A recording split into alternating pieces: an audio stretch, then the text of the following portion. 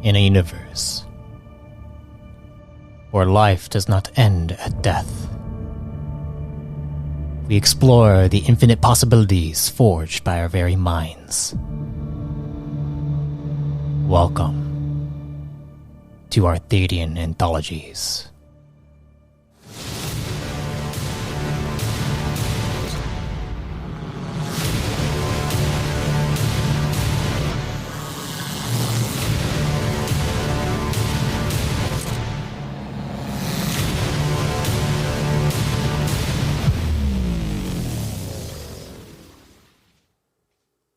Before we get started, I just want to inform you that this series was recorded over Discord. If the quality dips, it's due to connection issues.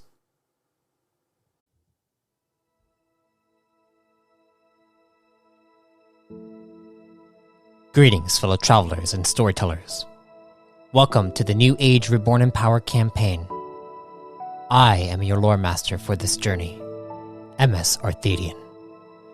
And you will get to witness an epic story that spans multiple series and a shattering mystery spread throughout the core. So without further ado, let's dive in.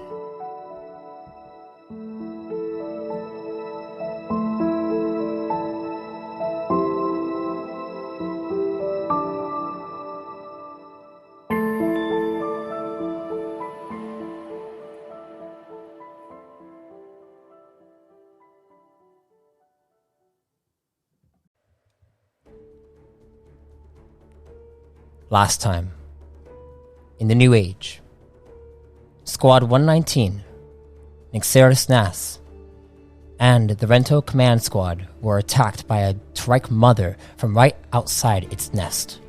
A vortex lifted all of them up while 4 hatchlings attacked them. While inside the vortex, Marmaduke decided instead of shooting the hatchlings, he would shoot the mother, which showed them just how powerful the hyper-trick bow Liam made truly was. After a few seconds, the vortex dispersed, and Marmaduke called out to the others to fall back for one more flurry of arrows. In one more massive kinetic pulse, the turrike mother was vanquished from the battlefield. The rest of the hatchlings were vaporized from the kinetic energy and turned to ash. Commander Theron then ordered Operative Time to head into the cavern where the mother emerged from and check it out. Once coming out, Time was speechless, and the commander decided it was best to regroup back at the base, then bring a larger team over. This is where Squad 119 gets to stay at the same hotel Nixeris was staying at. And with that, we are going to go and begin our time skip recap. As last week, we didn't record it, but we got to kind of chat a bit, and this is kind of what occurred during these 6 marks that you guys are kind of resting for after this mission that you did. On Einsel 5th, you all got yourselves situated before heading out for your markly business. Liam fixed up everyone's armor, while Sai and Arak reported to General Plutel. Sai and Arak, as you guys are inside your chamber, your room currently, you take out the codex and you go and dial General Plutel, Rives Plutel, and the codex begins to ring.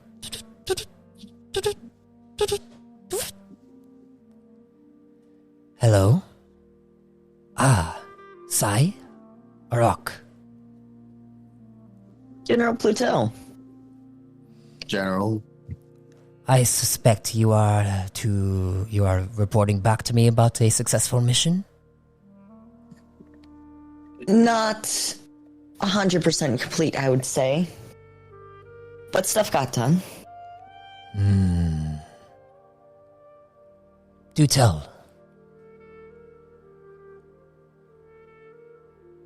We seem to have interrupted the active plans going on, but we didn't catch the culprit. Oh, I see.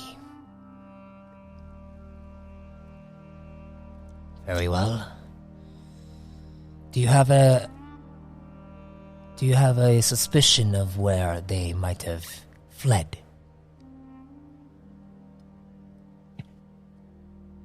The last direction we were pointed towards were the caverns, which they are long, winding, and plentiful. So that line might be a tedious and long. I see. Very well. Well, if anything, you did thwart the plans, so I will be transmitting some votes over to you, Squad 119, so that you may do with as you please. Feel free to take the week off, though. I believe there is one mission that I do require, well, that does require your, potentially your assistance with, the mission with, let me actually check my stuff here. Give me one second. While you check your notes, Sai has like a written report with more details on like who was with and like what actions were taken, yada yada, including the whole the guards that joined us got mind controlled for a little bit. Dragon fight, all of that. All right. Formally written report. And sends that to General's Codex database. Yeah, okay. The Nagonian survived. Yes. If you... Well, I will make sure that the command base there on Rento keeps on it to see if they could find the Nagonian and capture them. They will be working non-stop on my watch, I assure you. But I want to make sure that you guys are aware that there is a situation in the Thet system. The Thet platoon, led by Commander Drokev, which is a Reticon Rock, actually. They are a Reticon platoon, to be precise. They are in need of a squadron that can help them infiltrate into a counter-command base in order to recover some information regarding the Dimal Cortex, in which we believe that the Dimal Cortex is actually working with counter-command. Arak nods. But feel free to take a week to get your wits about you. I'm sure the mission was quite difficult and, well, as you have reported here, it seems that Marmaduke has been going through a lot, and I don't want to strain you guys too much.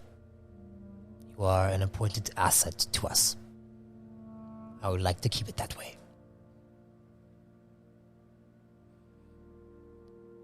If there's anything else, you are dismissed. We'll keep you updated. Appreciated. And the call hangs up.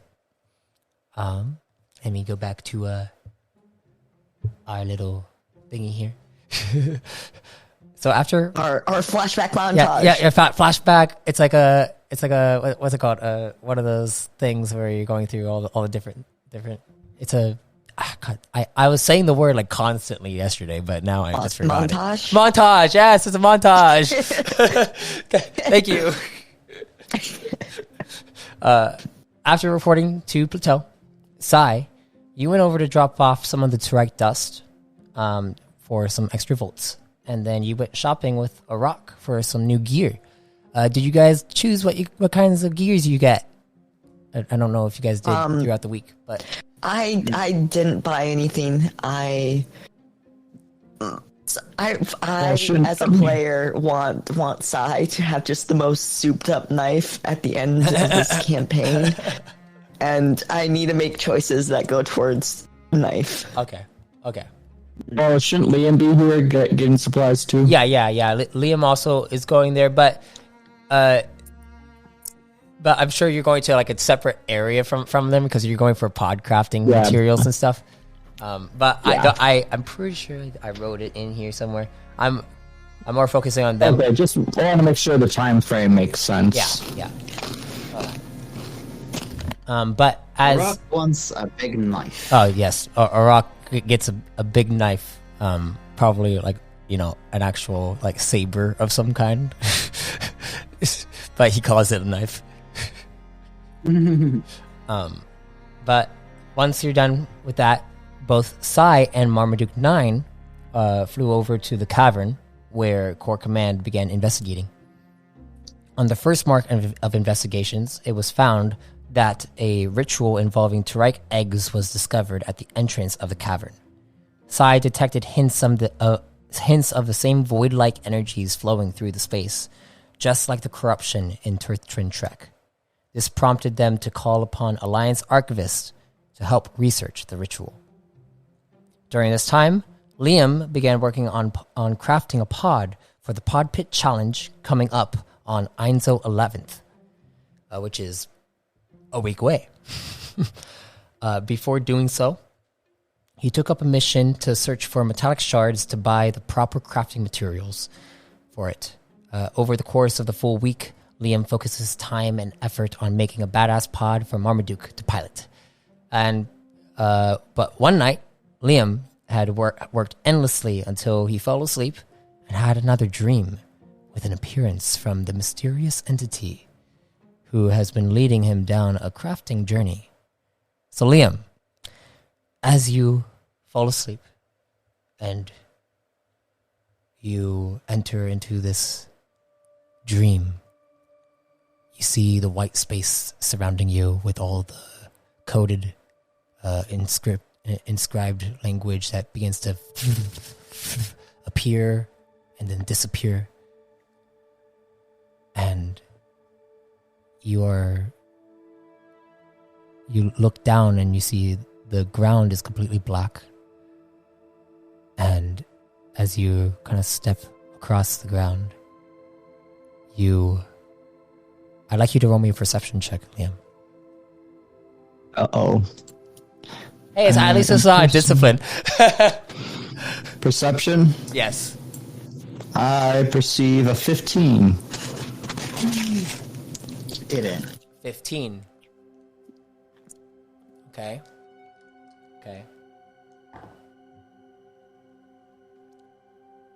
As you're walking around, you notice on the ground a white circle appears, and then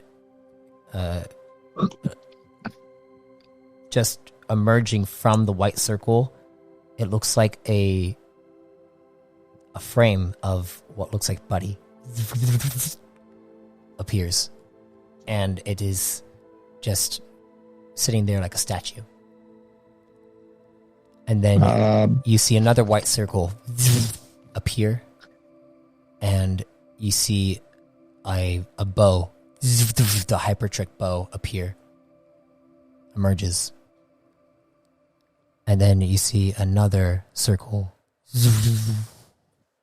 appear, and nothing emerges from it. What do you do?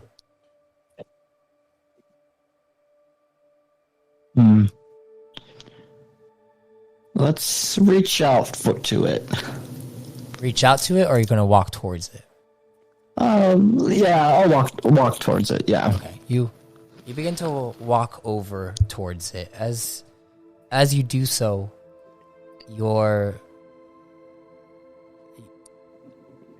please roll me an intellect check. Straight intellect. It's straight. Where is it? Intellect. That's a 22.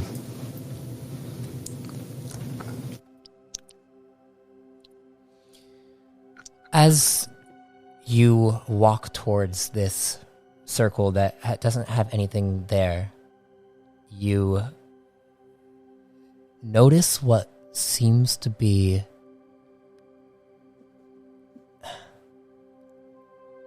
it looks like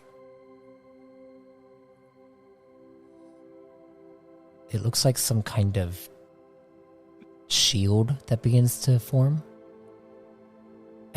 but it's hard to make sense of it. And then as you get up to it, I'd like you to roll me one more perception check.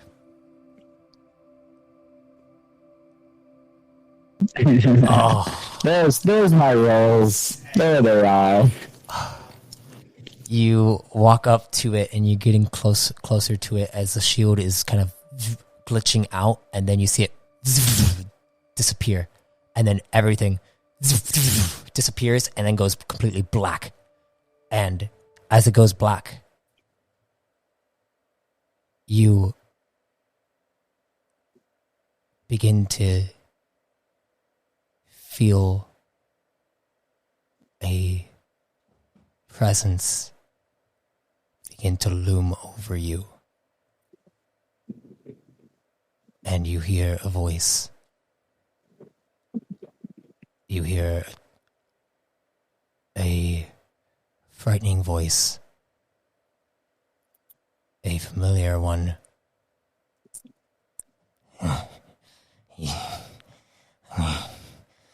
You, I'm coming for you. You child. I'm coming for you. It sounds like Hagar. And then you wake up in a puddle of sweat in your bed.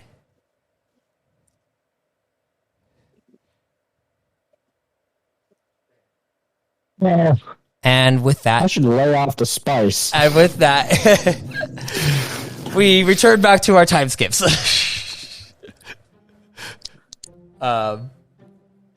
Return to our regularly scheduled time skip. So,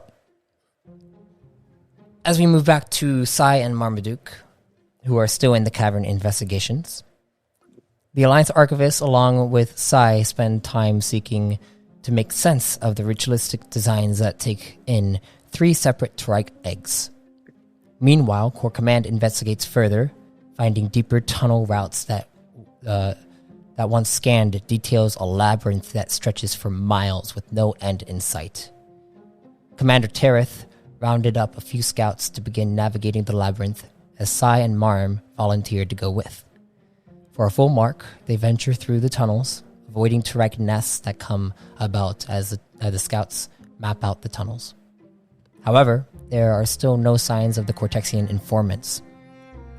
Therefore, by the second mark down there, Sai and Marmaduke 9 return back to the surface and head back to the city.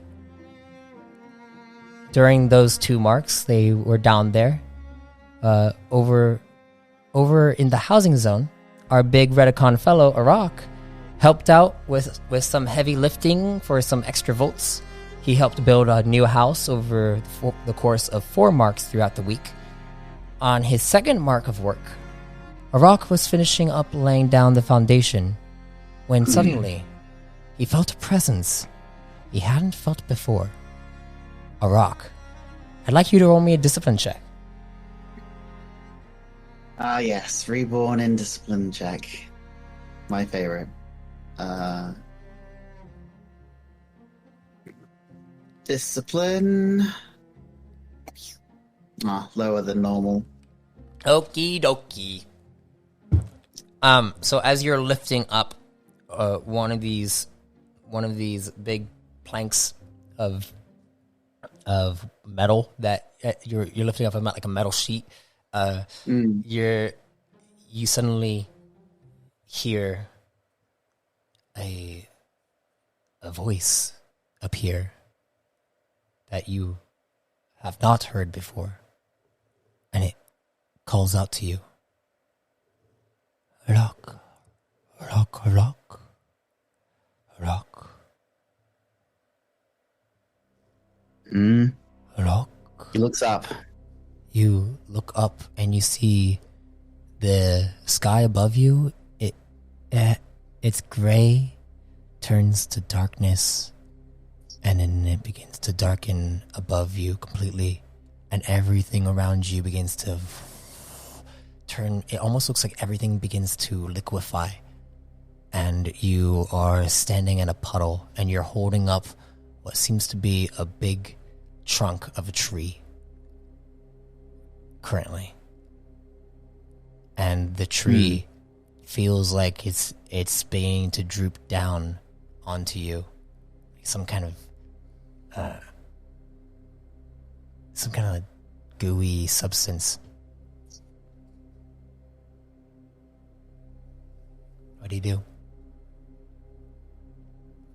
still hear still hear the voice, Arok, Arok, Arok, Arok.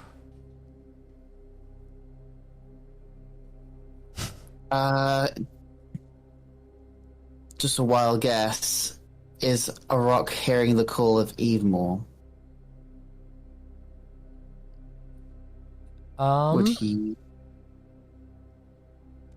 Would he try to be listening for Evemore?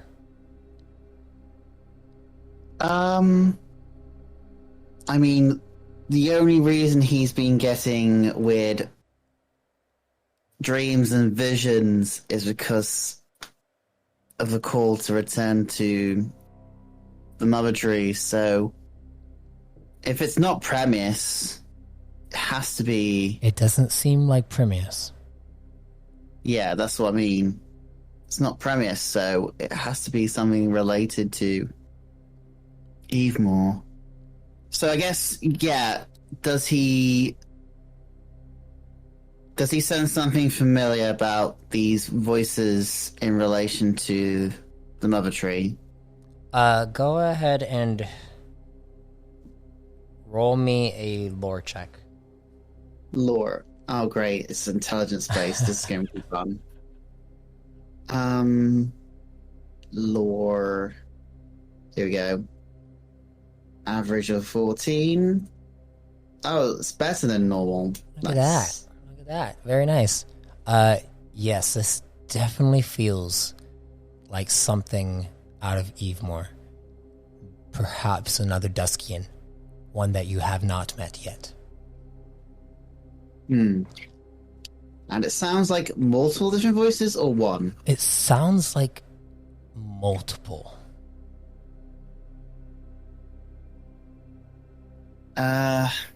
Okay. He says, can this wait?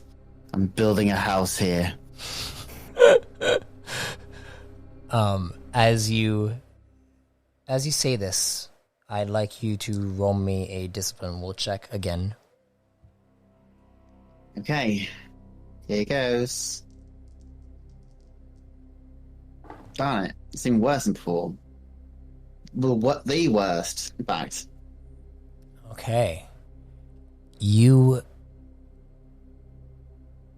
feel this sudden urge as you see what looks like a being come up and appear before you, and it looks like this dark entity that emerges from the liquid that has formed all around you, and you see it beginning to flow towards you really quickly, and you have the trunk in your hand, and it looks like it feels like you have the urge to use the trunk to hit this thing as hard as you can, and it's like enticing you to do so.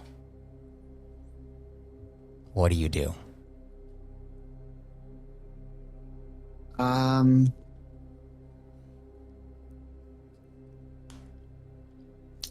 Arok knows this is all happening in his mind, but at the same time, he feels like he's not really elsewhere either. I think he drops the trunk. All right. And stumbles back. You drop the trunk as you take a few steps back. You see the liquid figure that was coming towards you fades away And then, as it fades away, you hear, "Whoa."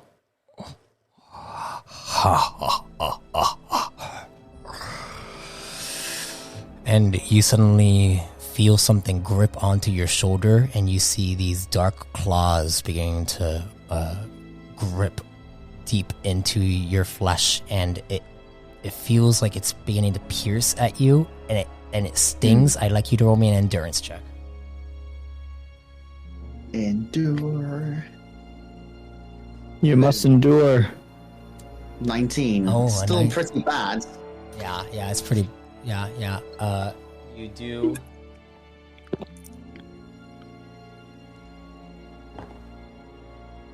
Okay, it's not bad. You take 5 points to your energy. Oh, okay. Ow. But Hi, Chihuahua. as that happens, you hear in your ear next to you, "You're an interesting one, aren't you?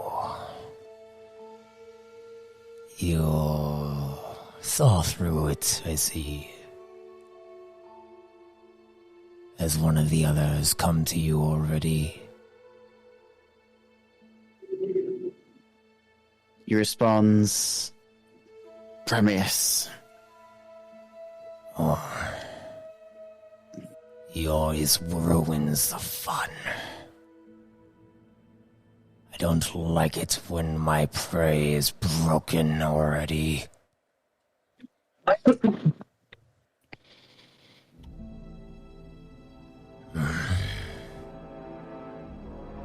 I will see you soon.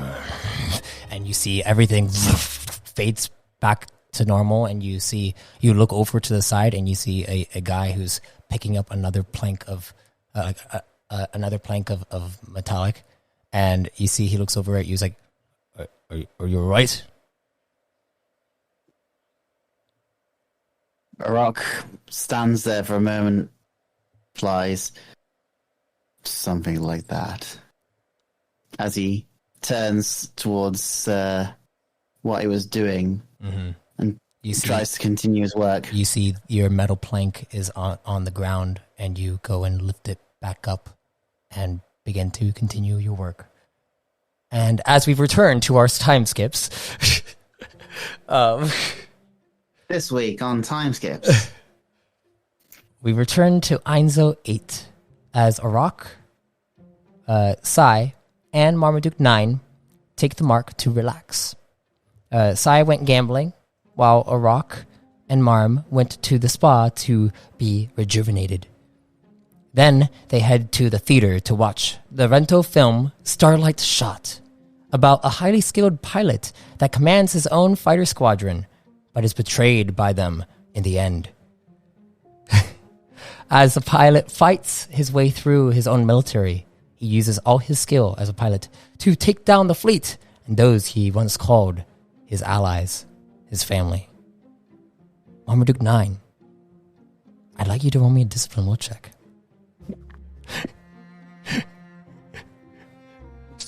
Flashbacks, because It was nice knowing you, Marm. Of course, I'm going to use Disciple's Will. Oh, I see. Getting tired of these rolls. I'm tired of this bullshit. It's actually the whether you would cry at the end of the movie or not. Yeah, it's actually to see if he cries.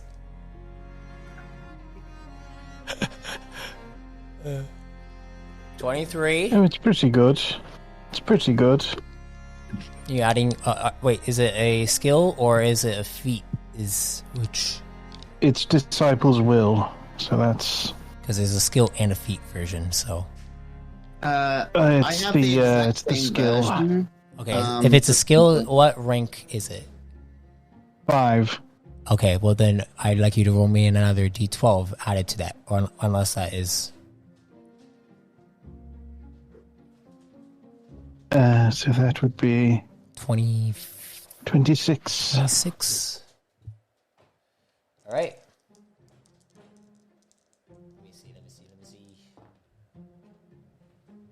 Okay, 26. All right. Yeah, Marmaduke. Something clicks in your head when you're watching this film. As you are watching it, you feel like you recall some things. You see yourself inside some kind of ship. You see a long hallway that goes down, and as it leads down, you see at the end of the hallway, standing there, are two individuals with their backs to you.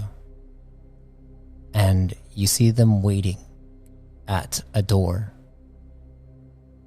What do you do?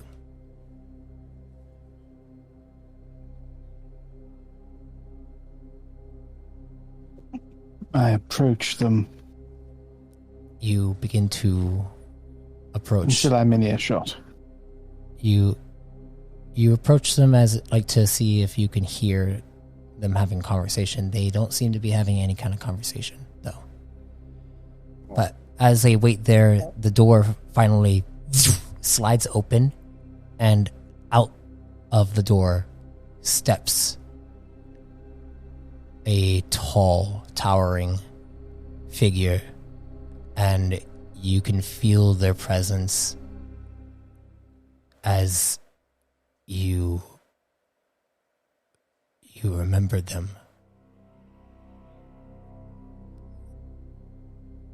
You see them, and it is frightening. You feel your heart racing, and you look at them as they look at you, and you just remember the number 1.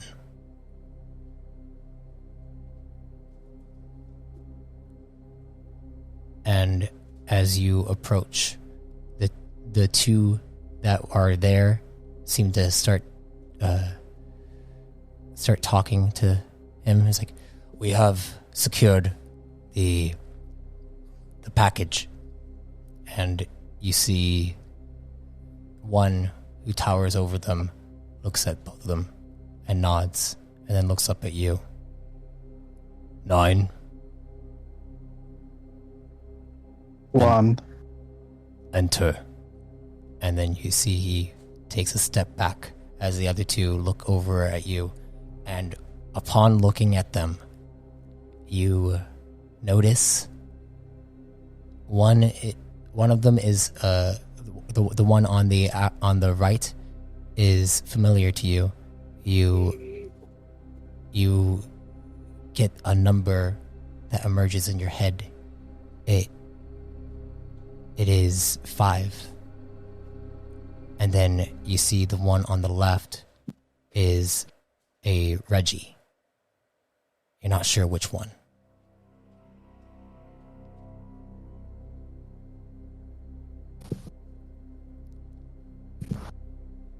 Do you enter inside? Yes. Okay, you go over and you enter inside the door. Slides closed. As it slides closed, you see one goes over to his desk. And you approach it, and he looks at you. "How is Nightingale?" As he takes a seat and looks at you. Upon hearing the name Nightingale, you recall all the memories that you've had of your lost love. Oh, she's swamped with work, of course. What with being at the field hospital. But she's got her chin up. She's strong. She always has been. The child. Already walking. We need Takes to make... after his dad. He can't stay still. I'm going to be assigning 3 to watch your child as you go on your next mission. Isn't 3 going to be a little preoccupied flying his own fighter? He is grounded currently. Oh, I wasn't aware.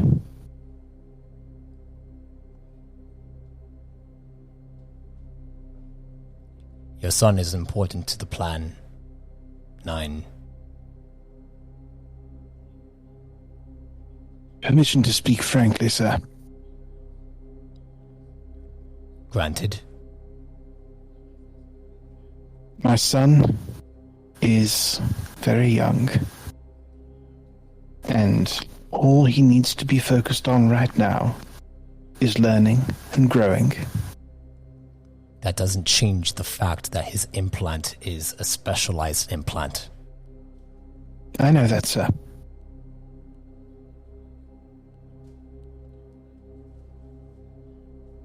I want him to find that path by himself. With as little interference from me as possible. This assignment And to have his with child... respect from you. This assignment to have the child is not getting in the way of your missions, is it, 9? One look at my reports should tell you that it's not, sir. Right. Alright, well, the mission is a specialized mission for... well, for Rez.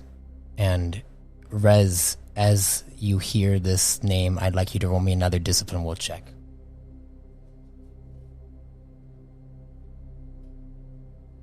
Mm-hmm.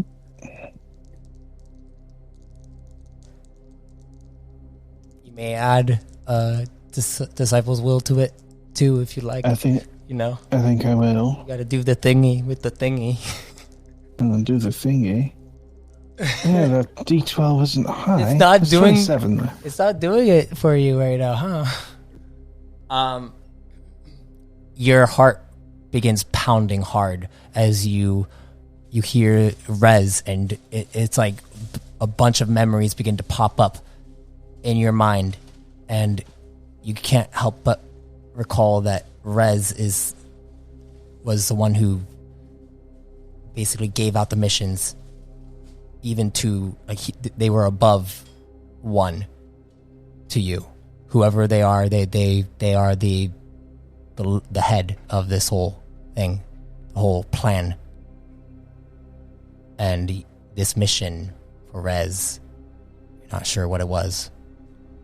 But he looks at you and says,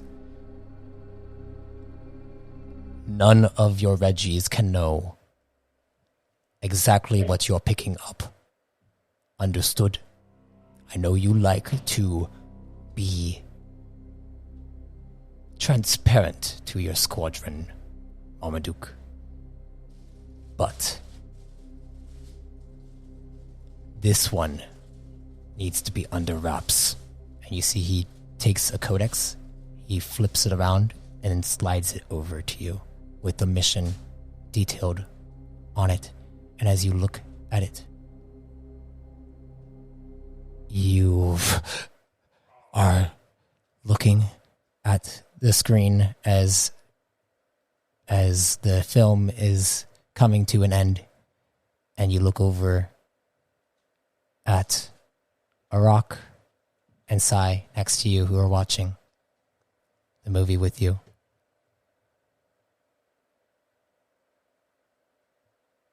And as that happens, if you'd like to roleplay, I would allow you to, unless you want to go on to our time skips again. What did you think of the movie? Honestly, Surprisingly accurate. Accurate, you say? Yeah. Like, you know the maneuver, I don't know what it's called, when he was trying to go around both the asteroid and those 3 ships that were chasing him? Ah, throwing them for a loop. Yes. Yes. I'm aware. Like, the way of the asteroid's gravity, how it pulled both him and the other ships. Like, really surprisingly accurate. That was a nice touch, wasn't it? I like the explosions. Those were especially bombastic, weren't they? Yeah. Yeah. Sometimes I wish space did actually have sound, so they could be quite as bombastic as they are in the movies.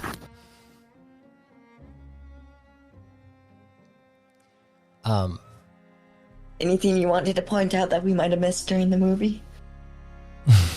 No.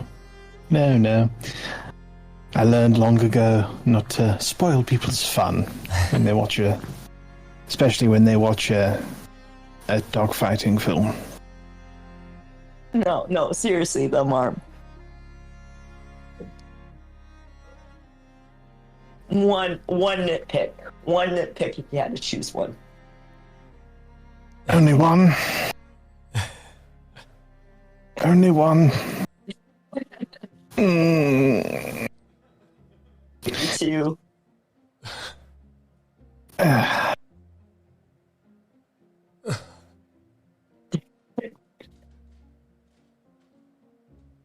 He didn't wear a harness. The pilot never wore a harness. I don't know why. He never wore a harness. You always wear the harness. I know it's not cool, but you have to wear your harness. Okay. Well, That's all. as Well, you, it's not all, but it's all I'll mention. as you guys head out, we're going to go back to our little time skips. Yes. As we reach Einzel 9, the 9th of Einzel. Yes. Marm heads over to check in on Liam and the pod for the pod race. At this point, the pod is mostly complete with minor modifications being made to it. Liam and Marm, you both may roleplay amongst each other as you two are inside the crafting bay with the pod you've designed, Liam.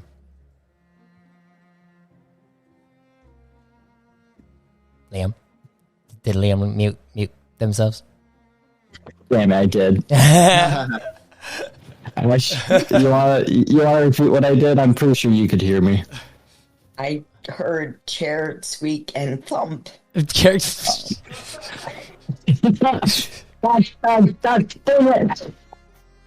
my gosh.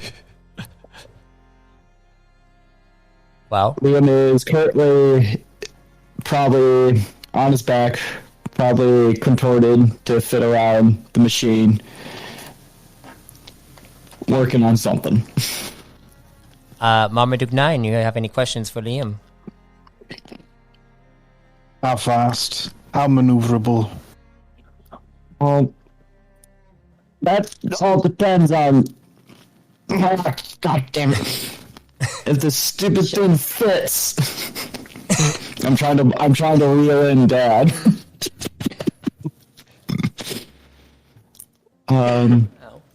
Where is it? Where did I put? What was it? Squad 19. Yeah, we got all the stats inside there, right? Yeah, no, I just want to make sure I get that accurate. Ship stats. Well, it should be fast enough for you.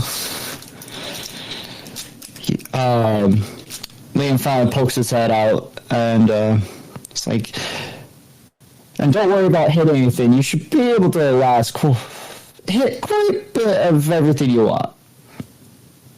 Be a bulldozer out there. And defenses. Well, I did see this really cool thing. It basically makes your target go haywire. Their controls go haywire, and they make a U-turn. Ah. And then you got your standard fire. I think that was pretty nice. Then we can also put on some afterburners, heat up the engines quite a bit, get people off our tails. So what he's actually like describing is a few weapons that are available. So you got the rapid fire, didn't you? Yes. Okay, so you got a rapid fire, which is it fires 5 blasts in one fire ahead action when you take it. But if you use it, then you can't use fire ahead for 2 rounds after firing. But it will fire 5 blasts out. It's pretty good. And then you also got an access switch, which is when you use fire ahead, you can activate a navigation virus, turning a pod around, having them fly in the wrong direction for 3 rounds or until they beat a computer's check. So you could do that. And then he also got a thruster burst, which is when you use engaged thrusters, it blinds the pilot behind your thrusters, and it counts as a fire ahead action. A blast. So it counts as like an actual blast towards them. So it would do damage to them. And then I pinned the stats inside our little Squad 119 chat for you, Marmaduke. If you want to go to the message that for it, basically the handling will be a handling bonus for your piloting whenever you do make a piloting check. So you get like a +5 bonus, and then you get 5 shots out of your guns, and then if you run out of those 5 shots for the guns, then you have to go back to the pit stop for Liam to recharge your shots for you. And then you have 6 evade, which is basically you can evade 5 shot, like you could evade 6 shots coming towards you. Good. And then 6 armor, so you can actually take on 6 like blasts before your pod goes down. But those things are gonna need that will probably need to be recharged as well. So if you want, if you go back to your pit stop when you like go for a pit stop, Liam can recharge those things to make sure that you're still good for the pod race when it's happening. Basically, anything you need recharging for, Liam will be your tech for the pit stop thing. Think like a full on, like a race at a race car thingy, but this is a pod race.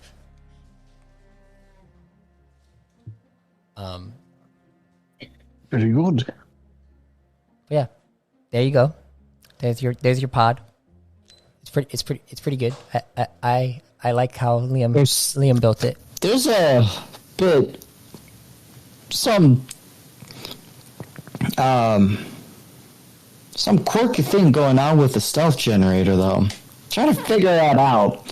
As he says that he bangs against the ship. The ship suddenly like fizzles out for a second and disappears, but then it comes back to, and then you see it kind of like shock up a little bit, and you guys will just like look at it like, oh crap. It's not supposed to be doing that.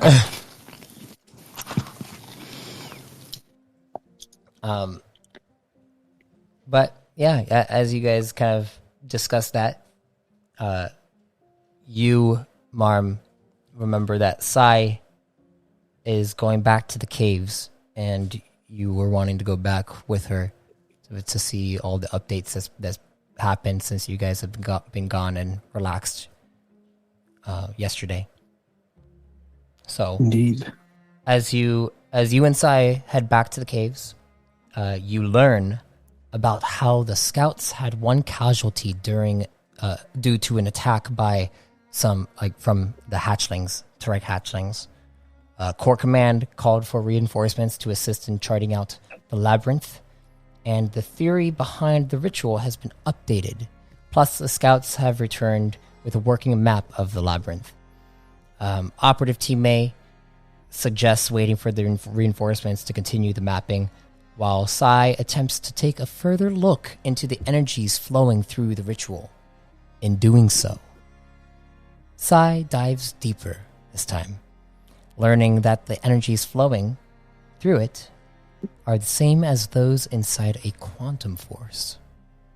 But as soon as she learns this, Sai suddenly falls unconscious. Meanwhile, Marmaduke 9, you take Sai back to the Rento zones, where you stay with Sai while she recovers from whatever happened to her. But let's see what happened to Sai. Sai. Yes. As you are unconscious,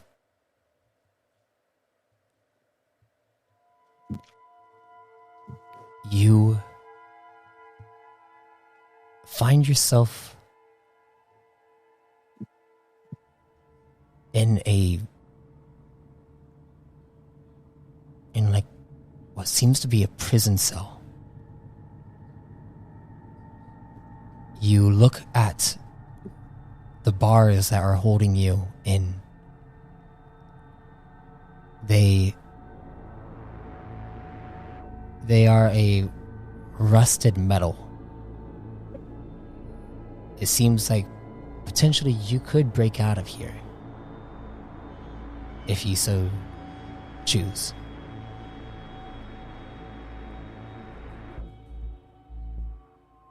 What do you do?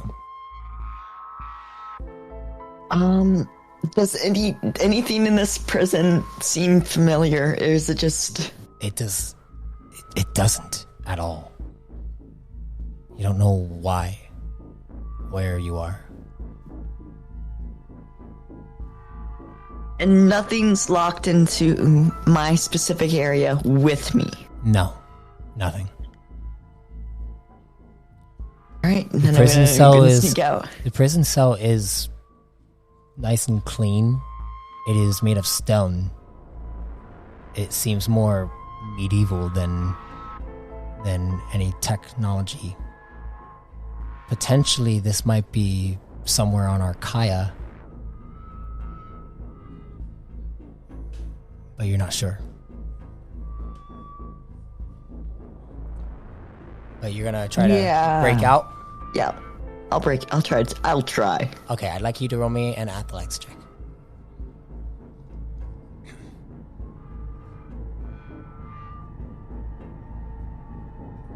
Ooh.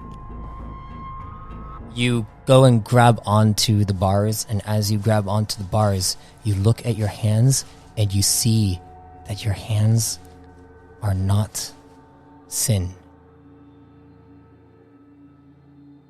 They are prime. I immediately let go and just kind of stare at the hands. You stare at Are the them. hands familiar? They are. They definitely are.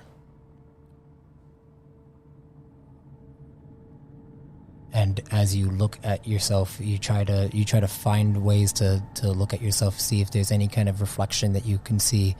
Go ahead and roll me a perception check.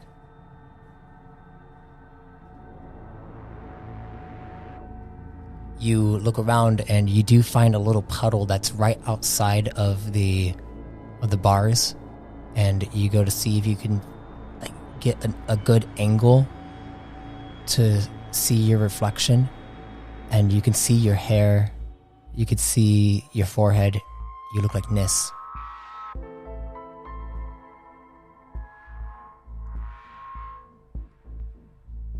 Huh. Concerning.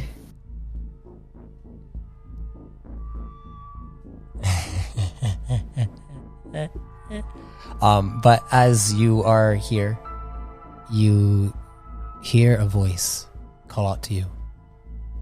Sai, Sai, Sai, follow me, follow me. It sounds like a whisper, but they know you as Sai, not as Nis.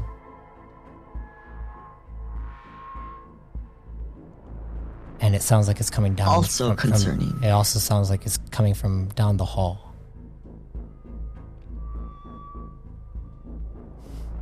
I'm gonna make my way to the center of the jail Okay. and sit down. Okay. As you sit down in the center of this jail cell, do you wait? Do you meditate? What do you do? I'll wait. I'll force a body that I'm not used to, but familiar with at the same time, to kind of relax. And I'm not looking directly, but I keep in the periphery, pay attention to any movement in the corner of the hallways. Okay. As you wait, you hear a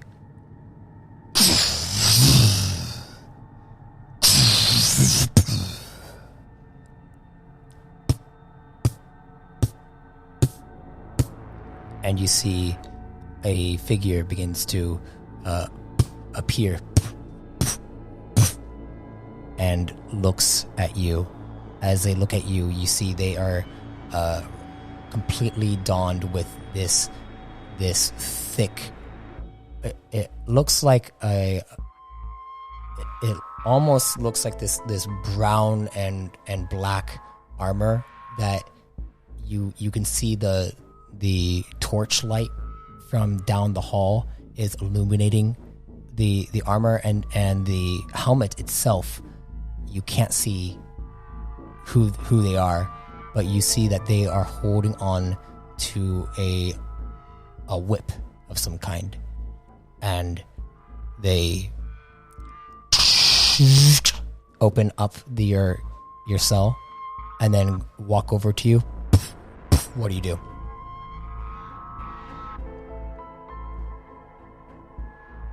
I look up and kind of see if they're expecting me to get up with them. Okay. You can tell that they're expecting you to get up, or they're gonna try to grab you. Yeah, I don't want to be lugged out of here, so I'll get up.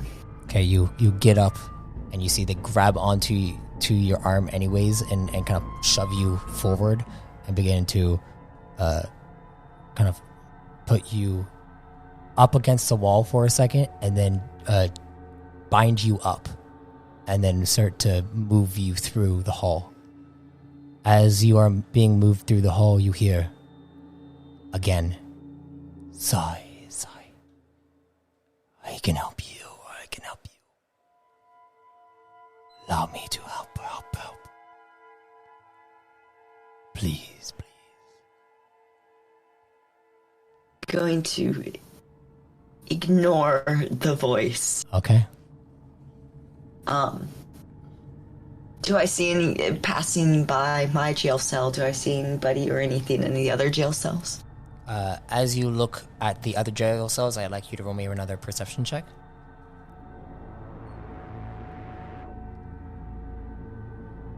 Huh. You look into the other jail cells and you... Wait a second. Wait, whoa. Wait a second. Okay, there we go. It is. That was just like... that was a little... That was a little sus. I was like 2 in a row, and then 3 in a row. I was like, oh no. Oh no. But as you look into the other jail cells, you notice on your side... Well, on the other side of you, there's no one inside them. But on your side, you see in one cell a rock unconscious, chained up. Another cell. Marmaduke 9. Same way as a rock. Another cell. Your brother. Same way as the other two.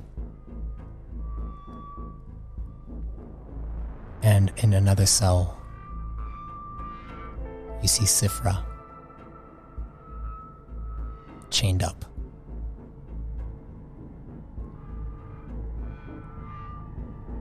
And you see this figure that's pushing you forward. You walk up a few steps and you see what looks like this wall that is just solid cement. It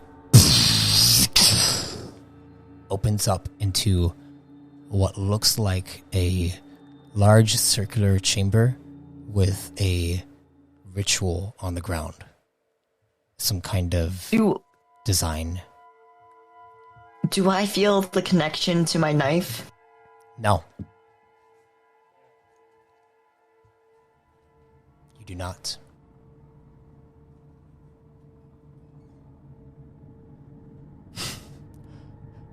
I'd like to try to memorize the ritual on the ground.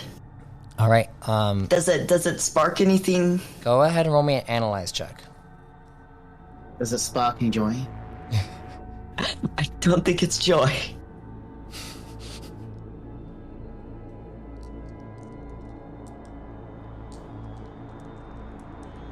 Not bad. As you look at it, it's hard to make sense of. I'd like you to roll me a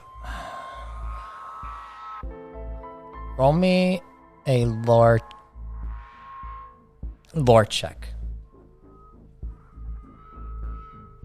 Yeah, it could have been better. Yeah. You have a feeling that this ritual has something to do with the order domains of Magenium. It might have to do with, it seems like maybe the domain of death.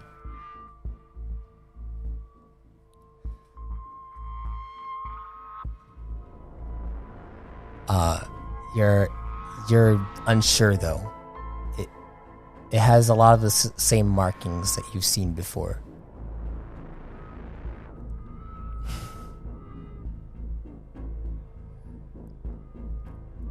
What would you like to do as you are being pushed to the center of this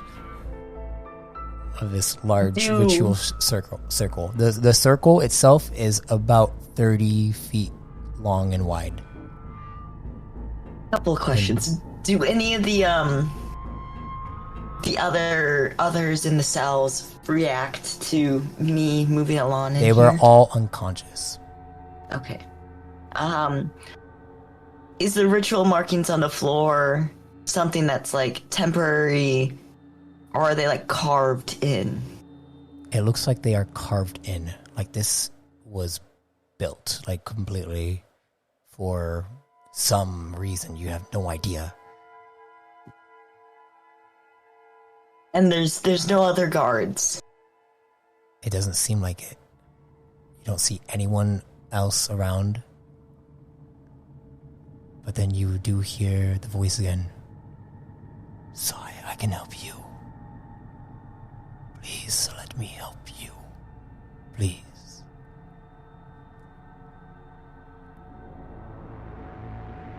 Ooh. And then and all of this, it doesn't feel like a dream. It doesn't feel like it doesn't feel like it's a memory. This is not a memory that you've had or anything like that. You don't know why you would be Nis. And then Sifra is out there, as well as Marmaduke and a rock. And my brother? And your brother.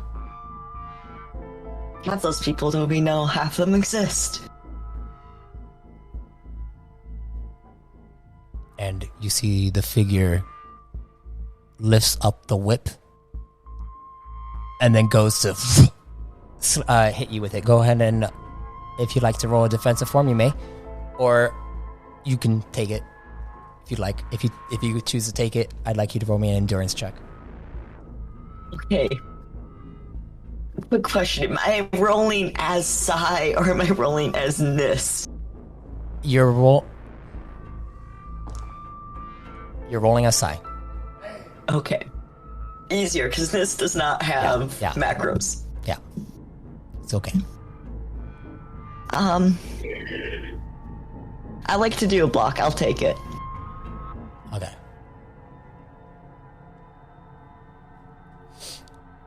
Wait, so you're gonna do a full-on block to where, like, you're gonna, like, actually, like, try to, like, block it itself? Or... Yep. Okay, go ahead and roll me a block check first. Sai has Jack in block. Okay. Here's the endurance.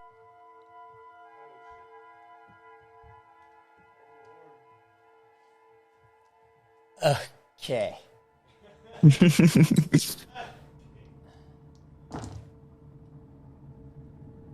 What the... I rolled 3d12s, and I rolled a 10, 11, and 12. So that's a 33.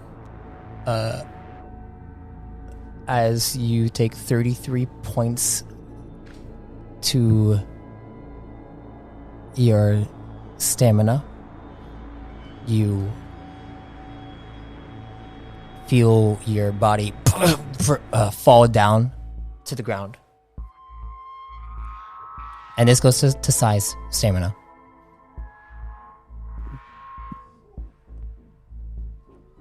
And you see the figure looms over you, and you hear a voice emerge from it. Lower yourself.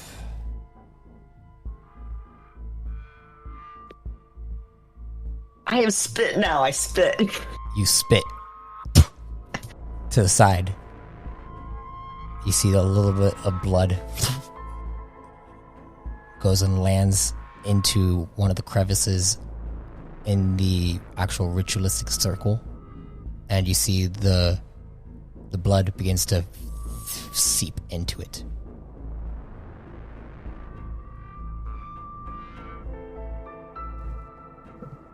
As this happens, you hear,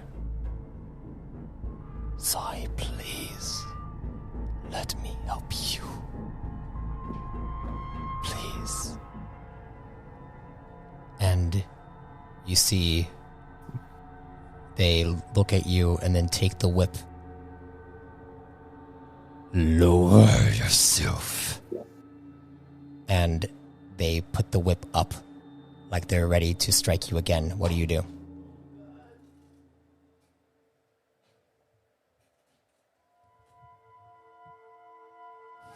I guess I'm gonna accept help from the mysterious voice begging to assist. What do you say?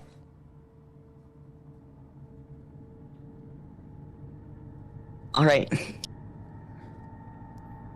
And you suddenly feel an energy flow through your body, and then you see something appear behind you,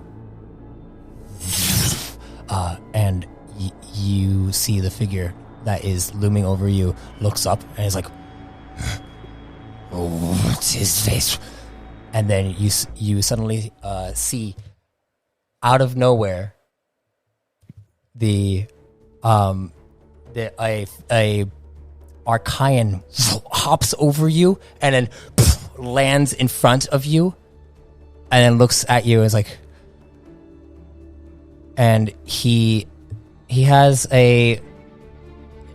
looks like he has a blonde goatee, and his eyes glow this bright orange, and you can see that he has a mohawk that kind of goes back into a ponytail that goes down.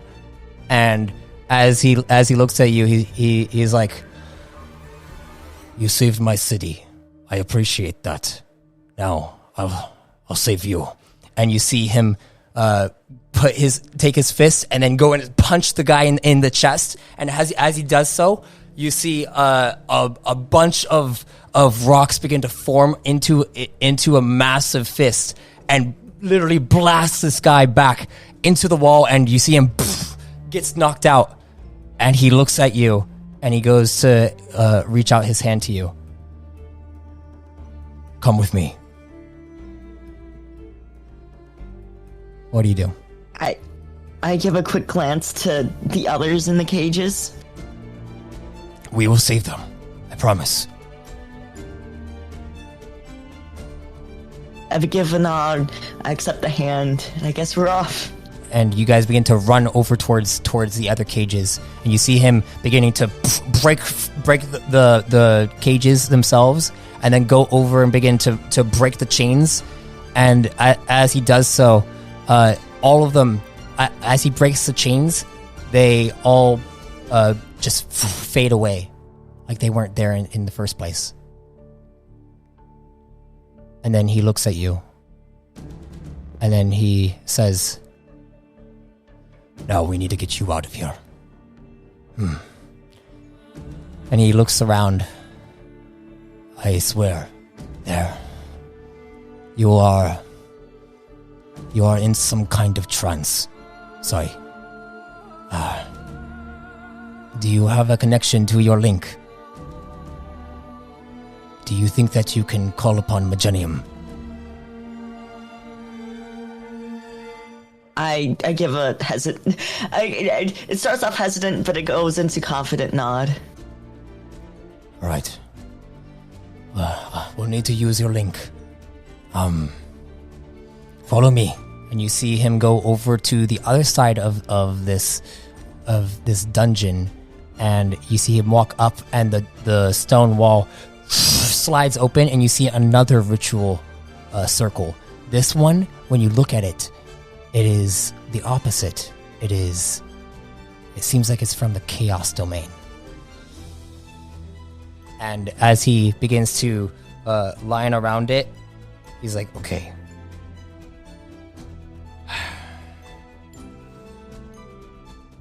I'm going to need to know, how much do you know of the Pantheon of Magenium?"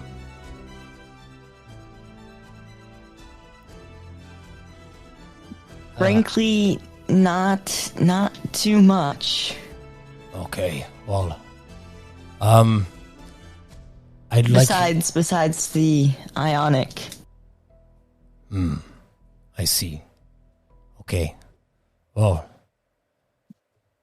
if you can, you are going to need to meditate on the spirit of Windala. It is the spirit of freedom within Magenium.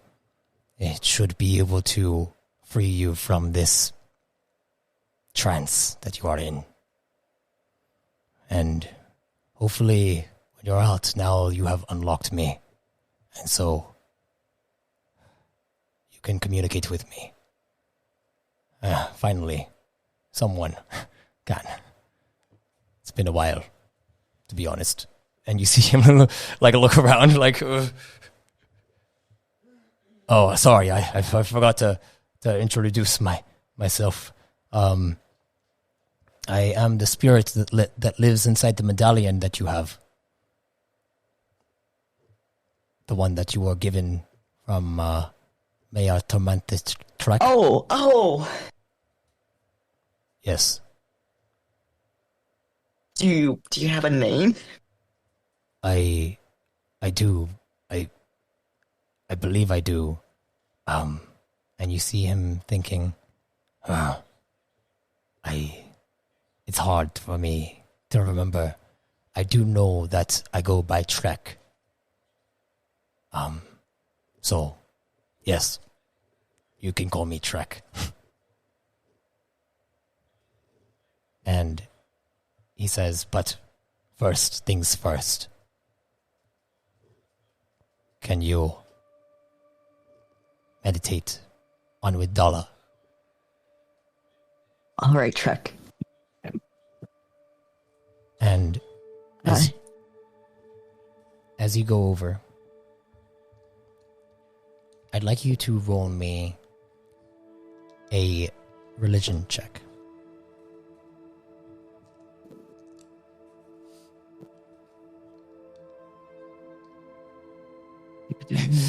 Let me roll. Let me roll.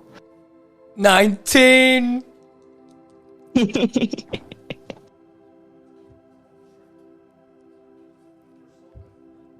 As you meditate on the spirit of freedom, the goddess of freedom within Magenium, you seek to call upon her. And as you do so, it sounds like there are wings flapping above you.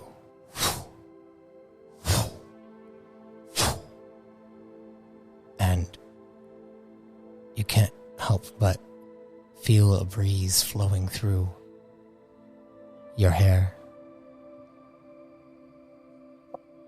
And as you do so, you open your eyes, Sai.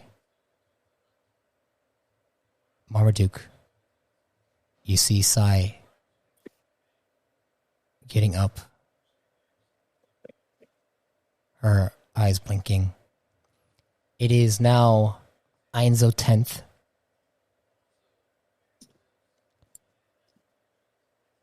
And you've been asleep for basically 24 hours, Sai. The two of you may roleplay if you would like. How are you feeling? Oh, God. What's awful? You've been down for a full day. The medics were a little confused, which is not a good thing to hear from medics. I'm confused. Ugh.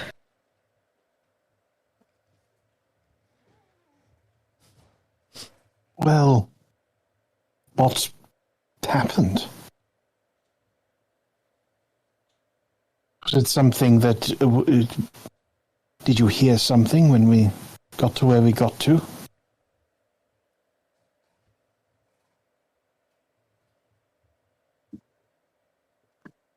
So you can gain insight on whether or not what type of energy they're going for. Some very obvious ones that are kind of really big red flags, or like death energy, or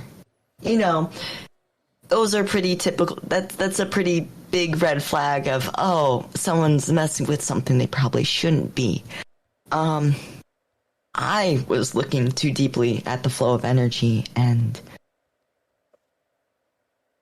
I don't know, I fell into something more on the level of soul or memory. Definitely not memory. It was very strange.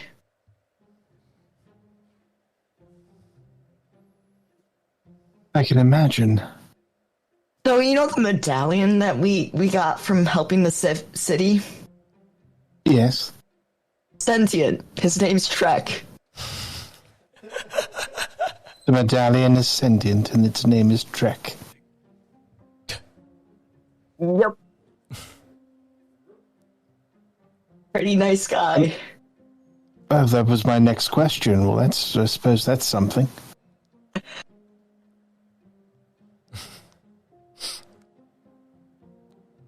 Why would a medallion be sentient?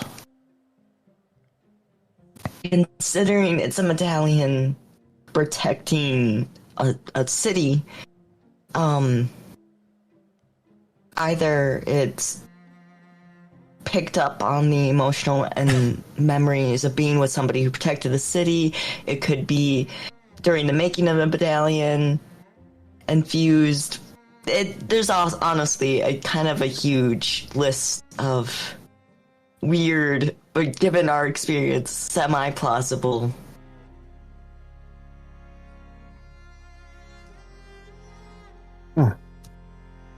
Sentient, yeah. Sentient. Interesting. It was so weird. I was in jail. I was also, flesh and blood again, which is strange, because I looked up and saw kind of me, and then in a different cell was also kind of me, but very much not me at the both same time.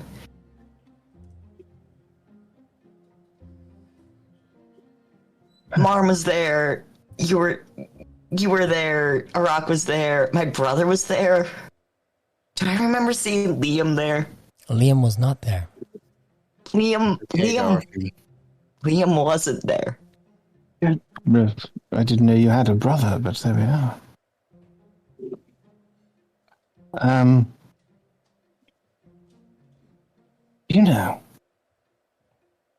This could have been a fragment, I don't know, but I also had a memory. You also had a memory? Yes. It was during the film. Maybe just after the film. And mine presents... This has never happened before. A lot came back. And it's awkward. It's very awkward for me. Because I'm married. Or I was married. But not to Alvora. Someone else. Oh no, Ash is disconnected. Hello? No, you disconnected on map tool. Okay. Yeah. That keeps on happening. Oh, okay. I don't know what to do with that information. I've no idea where to even begin. And it's not just that, I have a son. You have a son? And he's important. Just don't know why he's important. Yet. That might come back. Like, personal important, or like... Well, that, of course, but it's more than that. He was important to the army. Do you want to be looking for him?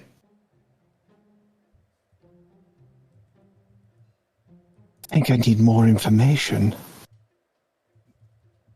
But I would, at some point...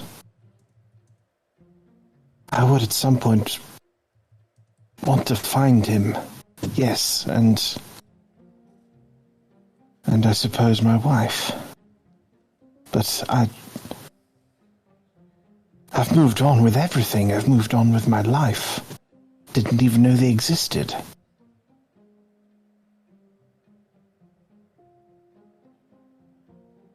I haven't dealt with fragments or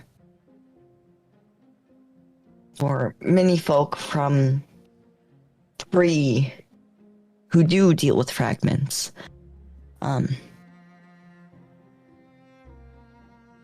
But just because you moved on here doesn't mean you can't regrow a connection in a different way. If that's something you want to pursue. This may be it may seem incongruous coming from me, someone who delights in a bit of space-based carnage. But I don't... This will hurt Alvora. Or it will hurt Nightingale, who was my wife. Maybe who is my wife. Well, we can't contact Nightingale. But we could call up Avora, and you don't have to talk to her about this alone if you don't want to. But I don't think hiding it once you do know. Because she knows you don't remember about a ton of things.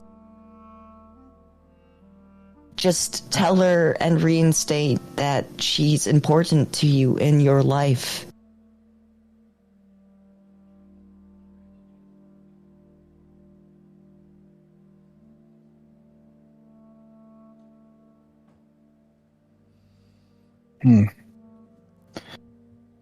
Well. But you don't have to do it right away. But I will bug you. I will bug you if you don't do it for a long time. I think you'd better. I will start harassing you about making this call if you put this off too long, okay? Please, harass away. I just need to know what to say. And I need to know more. I think I might need to have a long appointment with Nyxeris. The time might have come. Better now than trying to hunt him down 3 months from now for an appointment. You know that Nyxeris did head back to the Quantum Force near to Rento. So you'd need to call him or go to the Quantum Force. To the actual Quantum Force, like on the base itself. I will have to call him. But as you are now up, Sai, you head back to the spa to relax after all of that occurred. You've recovered back your stamina. Everything is good. You've all your energy is back. Marmaduke, you return to Liam and stick around waiting for the pod pit challenge, which commences tomorrow on the 11th of Ainzo. And Arak, you had finished your four marks of working, doing all the fun things as well, going to the spa. Yeah. He took a day off on the 3rd in order to make the movie, but then he came back on the final day to help finish up. So he's contributed enough, at least. Yeah, and you have some spending money for some shopping, and I believe Arak wanted to report back to the general at the end of the week, if I am not mistaken about the timeline in which you had sent. Yeah, I think maybe that was... Does the team know what they're doing next? I think it was something about a retcon group and information. The trial on Thet is the mission that the general had spoken to you and Sai about at the very beginning of this week. The one with the Thet platoon, which is run by Commander Drokev, which is a retcon and is a full retcon battalion in Corps Command. And they are seeking a squadron to help them infiltrate counter command base, actually. Okay. Well, I guess maybe the conversation is going to be about like what the mission specifics are going to be, or where they have to be to meet up with them, and then Arak can then relay the information to Sai and the others. Okay. Well, yeah, he's going to specify that it is here. I'll just give the synopsis of it. It's Commander Drokev of the Thet platoon has tracked down a counter command base. Drokev is calling on a skilled squadron that can infiltrate the base and capture the base's general, while the Thet platoon mounts a distraction. Meet on Thet CC5-102 at the Command HQ in Fogger Helm. And your compensation will be 6,000 volts for the squadron that answers the call. And then there's a Directive 140 portion of it, which says that you'll get an additional reward of 3,000 volts if you are able to capture the Cortexian informant that has been reported by scouts to have been seen entering the counter command base. So there is a potential Cortexian informant that is potentially working with counter command. Potentially. Okay. I managed to get some notes there. Yep. And yeah, it with that, I believe our week-long time skip is complete. And give me one moment, because there's something else I was planning on doing today. If it's possible, we'll see. If not, then we can end here. Look, distract him. Clicker stream.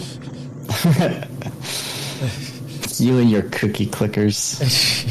But as you guys kind of come back to everyone to the actual room that you guys have been staying at, the rooms that you've been staying at in the hotel, you guys may role play amongst all of yourselves if you'd like. You may roleplay all over yourselves. Since Liam, you've been spending like full week. The only person that you've really been in contact with has been Marmaduke within your squadron.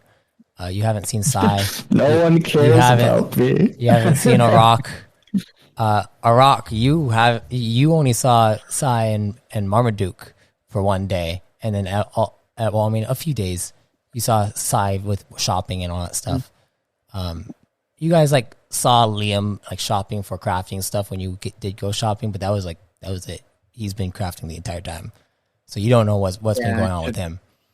I should really build up my social link ranks with him.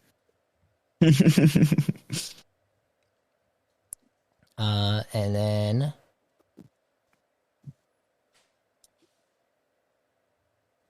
yeah, anything else you guys want to role play or have any questions for me about pod race stuff, because that will probably be our next session. Oh, you wanted to Race, broom, broom. race broom broom. But I feel like, because you wanted to see if you couldn't do another thing, we could probably ask that. Do you want the rules of it streamed, or do you think it's okay to tell us the rules before? I think it's okay if I tell you the rules beforehand, and we could figure it out. I'll probably end up like in our next session. We'll probably talk about potentially what is going to be happening in the actual race. I haven't fully fleshed out the rules of the race, and the map obviously hasn't been made. Marmaduke, you're going to need to learn about the piloting and the co-piloting actions that you could take. So I'll have to send you some stuff for that so that you can look at it. And yeah, I think that is about it. But at the end of your guys' week, you guys are all kind of just chilling, and you are inside your chambers. You guys go inside, and there is a little kitchen area inside the main chamber. And Liam, you go over and start cooking something. What are you gonna cook for? Dirty or clean? This time around. No, let's not do let's not do dirty rice this time around. You know what? Gnocchis. Let's make some gnocchis. Mokes? Okay, I don't know what that is either. So, Potato. It's a dumpling. oh, why is this? How is such a weird name? Because it's Italian. It's just him mangling the pronunciation. Oh, what's the How do actual you say pronunciation? gnocchi? It's gnocchi. Oh, jeez, why? And I call them gnocchis. Why? It sounded like you were saying it with an M, not an N. Really? I usually try to pronounce the G by accident. That's weird. Okay. Well, Well, it's like I like those. So yeah, you can roll me a crafting check. Well, I'm yeah, because you're gonna be crafting some pasta, Okay. a type of pasta. No, don't say that. I'll get them angry. Get who angry? The Italians? The Italians. Oh, cool. Crafted. You know what? I'm gonna make the best one. Wait. Can I use scavenger? Salvaging. Scavenger. Salvage. Oh my gosh. I'm a scavenger. Every time, man. Every time. No. Sure, I will allow you to use Code salvaging. and it's just survival. You salvage other things, like you salvage Going potatoes. into other people's. You're You using, salvage you're using potato. pasta noodle as your wheat. What is it? Maybe if I'm impersonating me. What the heck? Code, craft.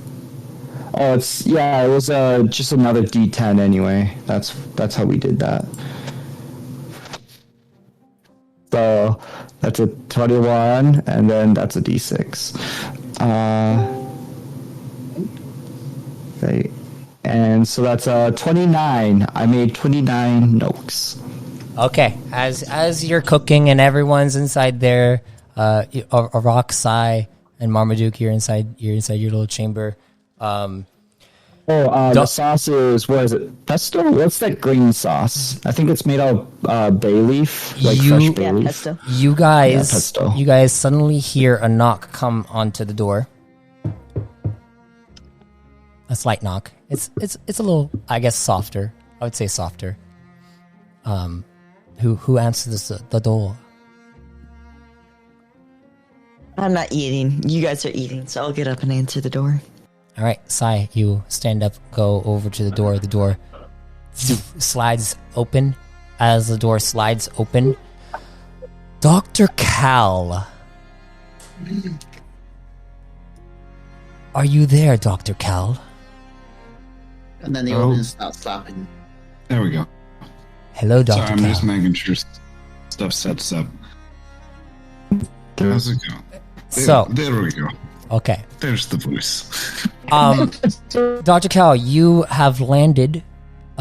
You landed inside the command HQ in which the plasmatic knight that you are with asked where you guys could find Squad 119, and that you guys are here for a specific mission regarding Core Command, and you are the asset of Core Command, and they informed you of where you could find them, and you head over to their hotel, And you are now at the door as the door slides open and you see Sai standing there, along with Arak over sitting on the couch and Marmaduke 9 as well.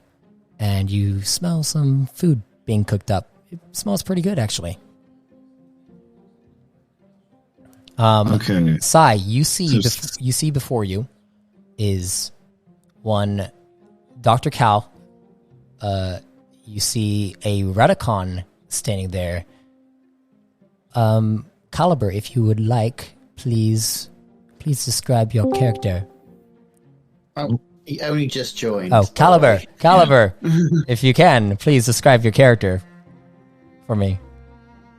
Oh, I joined just in time then. Caliber is a sort of tall green red man in a black western styled long coat with one pistol on his hip and a brown hat tipped down on his head. Arak, you perk up to see that there is a Redicon standing at the door next to Dr. Cal.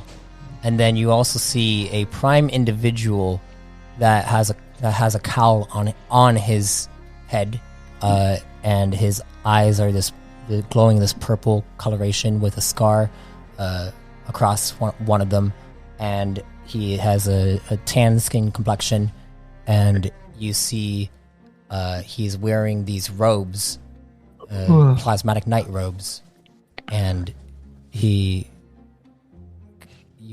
see him smiling at you, and he says, well, Dr. Cal, are you going to introduce us?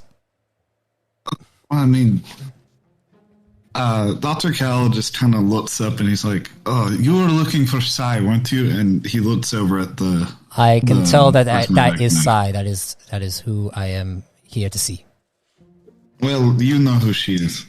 I mean, yeah, Sai's she. But so I mean, you know them, so I think it'd be nice to have you introduce us, right? We met briefly in a very chaotic situation. Yes. All right, well then let me introduce myself. Pleasure to meet you, Sai. I am Plasmatic Knight Kaiva Tremere. And I am here because I am to be your master.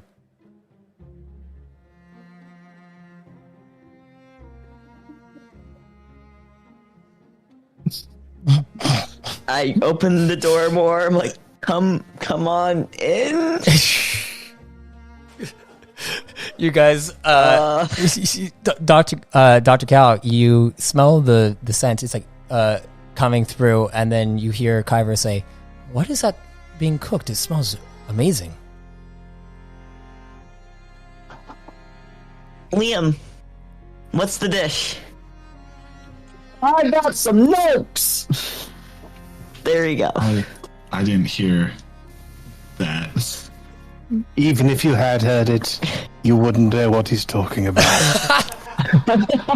That sounds true. Okay. You guys do notice that Proto is not with Dr. Cal. What happened to... I was about to say your son. That's correct. Yeah, no. Yeah, right. Proto. Right, he's not here. Well, that's a good question, and one that Liam might be able to help us with. I turn to Liam. Liam's in the kitchen. Liam, you're in the kitchen. Dr. Cal starts walking to the kitchen Okay, because he Dr. heard Cal, Liam yelling. You head over to the kitchen, and as you head over to the kitchen, you see in the kitchen, over in the corner, there is a little pillow, and you see Buddy's body is stretched out on the pillow and is charging. Oh, adorable. Oh, that is adorable. But as you look at it, I'd like you to roll me a discipline. We'll check, Dr. Cal. Oh, yeah, right. How fast you were able to try this. You know what's coming. Yeah, give me a sec. Let me do all the math. There's a lot of math. When it happens to someone else. Oh, Dr. Cal's math. Oh, that's a 30. Oh yeah. I think I'm fine. You look at it. You just the new vein that has protruded from your forehead begins to pulse a little bit because you still remember 20 minutes. 20 minutes. And then 20 minutes is echoing in Dr. Cal's head. And you look over towards Liam, who is cooking currently. What could I do you for, Dr. Cal? It's been a while. Hey, hello, Liam. Well, I got two things. What are you more in the mood for? Talking about your past or talking about weapons? Let's go with some weapons right now. Dr. Cal pulls out like a little codex, like Sylvie's codex, specifically. Okay. He pulls it out. I imagine the update's going on in the background. Yes, I imagine I can still use the device. Yes, you can use the device, but you cannot communicate with Sylvie as she is technically sleeping currently and trying to recover her memories. Yep, that sounds about right. Why would you ever want to do that? Well, I had a little bit of a thing from, what was his name? Admiral, I can't remember his last name. Volton. I keep thinking that's someone else. Admiral Volton. I keep thinking that's a commander. I don't know why. That's his brother. Admiral Volton. Got a little message from him. He said that you made some form of super bow, more or less. Oh yeah. You overhear this, Marmaduke. Marmaduke has that. If you want, you'll have to ask him for a demonstration. A demonstration? I mean, I could demonstrate it, but it might blow someone up. Demonstrably. I mean, I don't think you have a test range. Well, we're inside of a... You're in a hotel. Right now, yes. You're in a hotel. Oh, I thought... Okay, we're in a hotel. Yeah. Now isn't the time and the We didn't place. have budget for a hotel. We didn't have a budget for better hotel with gun range. They're just like, well, I would like to see it, but that's not the issue. Admiral Volton would like to, well, produce them. I was wondering if you had any idea how they're built. I know last time we talked, and then Dr. Cal takes a minute to breathe. I know you don't use blueprints.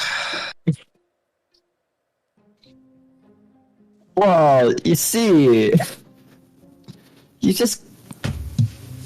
And Liam's going to kind of blank out for a little second. It's like, as he tries to think of a way to describe it for you. It's really hard to describe. He's a crafting hippie. He just sort of feels it, man. You attach the thingamajig to the boobob in order to Basically, get like using super technical lingo, like beyond. Cal can do technical. I feel like. Yeah, no, it would. I don't think you're Liam making would. up terms that don't exist. Yeah, that sounds like Liam. 2 schools of thought. Dr. Cal, you remember that if stealth generators. you remember that Volton insinuated that he wanted you to get the blueprint from his mind.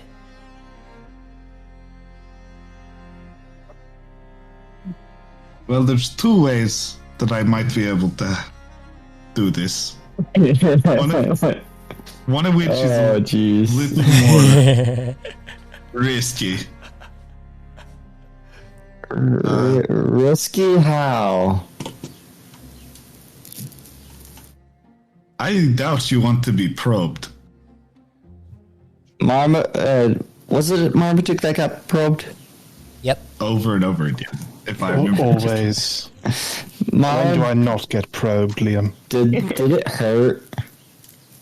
You also I got almost killed Sai. You also got probed by Nyxeris when he saved you. Oh, that's true. Well, that one was all right. The one with And you also is noticed nice. that Nyxeris asked for permission every single time he did something, unless you literally were going to kill Sai. he asked for consent unless I was going to kill someone. No, it's not going to be like a Demos Cortex probe. It's just going to be trying to figure out what you did. Let me finish my notes, please. I'm sure I'm almost done with them. Yeah, you are. Just about finished. At this point, all you have to do is really wait.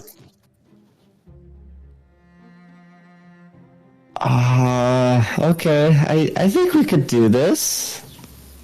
That is up to you. The other option is I just maybe disassemble the bow.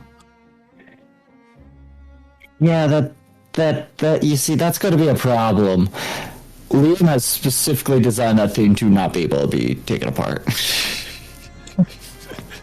Oh, like my lock. Oh, I understand.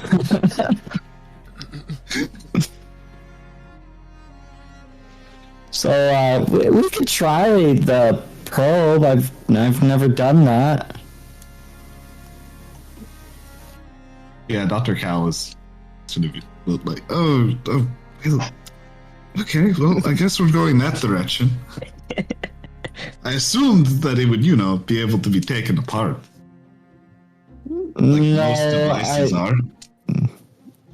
No, I didn't really follow any instructions on that. Ready to explode. Not like Buddy here. He's a little easier to work on. So is Dr. Cal going to probe Liam? Later.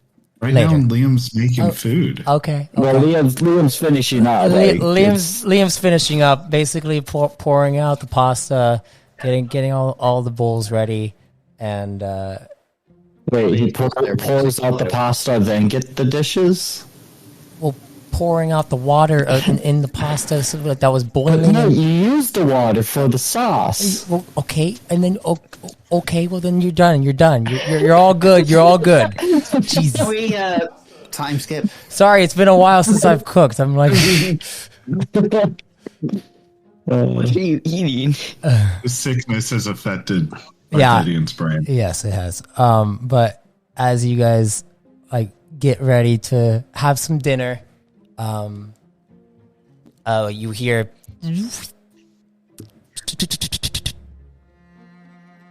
Hello, everyone. It's been a while. And you see Buddy come over and hop up onto the couch. Hey, buddy. What has everyone been doing for the past week? Dr. Cow is here. And he looks over towards the other two individuals. It's like, where's Proto? Oh, right. Proto's missing. Someone took him. Sai, could I have a word with you in a separate room? Aw. I hope you could find your guy. He was a nice chap. Did I use that word right, Mom? Cap. All right, you know what? Let's go to a separate room. I don't need to get. You follow this individual who says that he is to be your master into a separate chamber.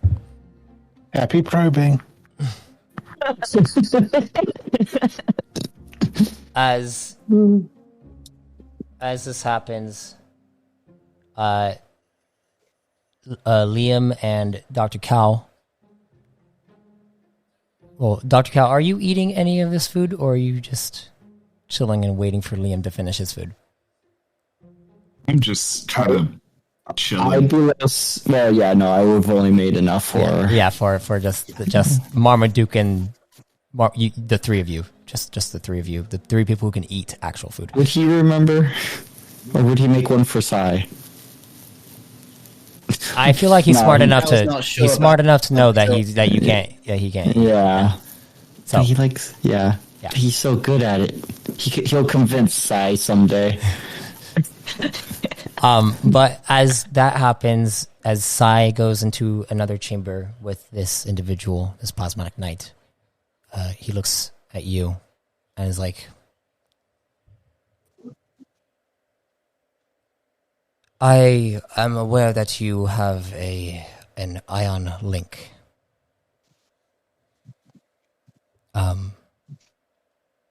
Would you be willing to show me? I give a nod and what do I do? What do I do? Do something. You can just say that you activate it. It would just use your feet.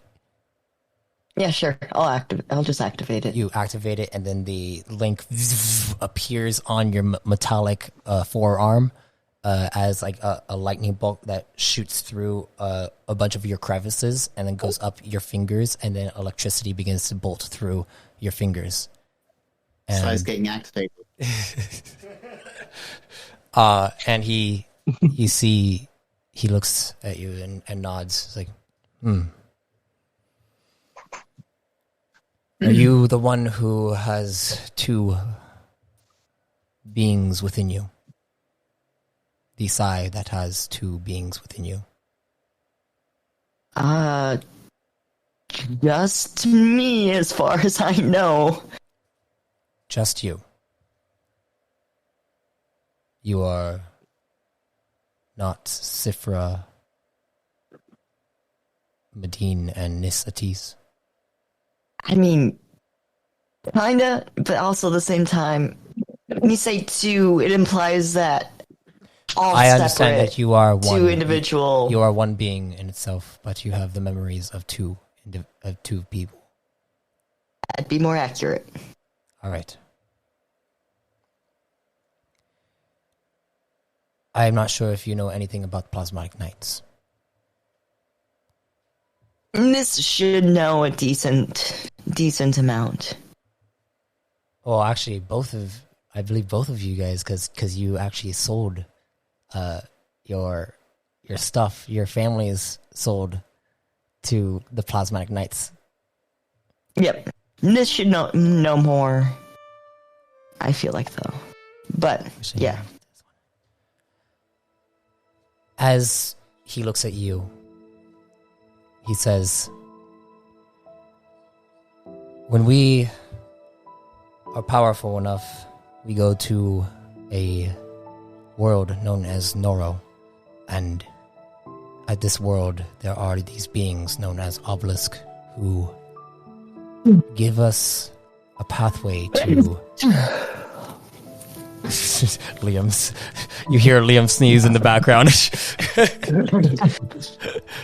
And he looks I back. try to mute myself. He looks over to the side, and then he's just like, these He's fine, don't worry.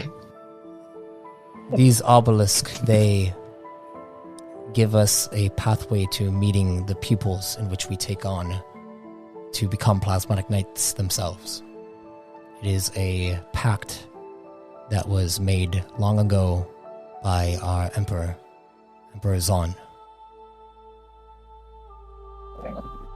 My path was to start when I got a distress call from a Nugonian. And that Nugonian was to lead me to you.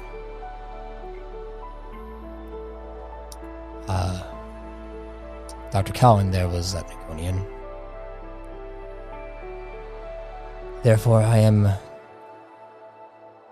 supposedly destined to be your master and teach you the plasmatic arts. Would you be willing to be my pupil and learn from me? I suppose yes. Good. And you see him like breathe hard. It's like, oh. Sorry, I'm not. I take action. I don't really communicate too much. So that was. I didn't know if you were going to say no and then be like, what am I supposed to do now? But that cool. I suppose we can. Stressful. I get it. Yes. I suppose we can start training tomorrow. Then, are you? I'm sure you're traveling with your squadron. If that's the case, I don't want to take you away from them or anything like that, unless it's truly necessary for a specific situation that we find ourselves in. That you need to grow and build yourself upon, because there will be times in which you need to take your own journeys, separate, alone, and that is where you grow the most. Are you willing to do that? I understand how squadrons are. I've been in squadrons myself. I understand family as well. If not, then we would find a way to work things out. But I just as long as you give me as much forewarning as possible. Of course. I will do my best. And he smiles, is like, this is exciting. All right, well, I suppose I should go and find my own place to stay. I didn't want to take up too much of your time, so. We have a pod race coming up. We also have a mission. Pod race? I'd love to watch that. So I'll stick around and shadow you all. If just in case you need the help, I will come in and help out. But I don't want. I want you to know that I'm here to train you to make sure that you become as powerful as you can be with your ion link. So, cool. Have a good night. And you see, he goes over the door slides open. Have a good night, everyone. Dr. Cal, I'm going to be heading over to my pod. If you need anything, just come back over. And go ahead and do your mission and all that stuff. Yeah. he smiles and nods to you. And if you have anything going on in that head of yours, yeah, just also let me know too, okay? Door closes, he's gone. I turn to the group, I'm like, I don't think he's taught anybody before. I mean, Al just kind of looks up from this, like, the Sylvie Codex, and he's like, oh, he left. Yep. Caliber, did you catch what he said? he said good night. Look over at He said good night. Oh, okay, good. So, with that, you guys finish eating. Liam and Dr. Cal, are you guys going to a separate room to be weirdos together? You don't. It doesn't require a separate room. It doesn't. You're the one making it weird. Mood candles It's just up. probing, Matt. I'm just going to his innermost thoughts. It's not that weird. Put on your glove. Put on your glove. I gotta take off my glove. That's the thing with probing. You gotta be skin on skin. Skin on skin, yeah. They gotta be skin on skin. Up close and personal. How provocative. It's like the five-fingered forehead kiss. But as you guys see see Dr. Cal go to begin to probe Liam. We are going to end the session there. Oh, it's a good ending. Such a tease. It's going to be fun to see what happens next session. We're going to have a little bit of a probe and then a big pod race. And see what happens during the pod race. Oh my god, I can help you guys do pod racing? Hey, maybe Liam and Dr. Cal can be the pit crew. Yeah. Dr. Cal pit crew. I can do the engineering. You can do the code. God, we can finally have Liam Dr. Cal bonding instead of just hatred. This is going to be such a fun session. Entry 16, guys. We're going to the pod pit challenge. Here we go. The pod pit challenge. All right. Well, thank you all for listening to the 15th session. That was another long one, and we got a lot of deep roleplay inside of it. I'm very happy about it. My voice is still here. Thank you all. Functioning. Thank you all for joining. Thank you, Dr. Cal, for joining. Thank you, Caliber, for joining. Even though Caliber only got a little bit of a description and one line, it's okay. It's okay. Maybe Arak and Caliber can bond a little bit because of certain things happening. Yeah. That's racist. Yep. Oh yeah, it's totally. But yes, thank you all for listening to this New Age session, and if death comes to you, may you be reborn in power.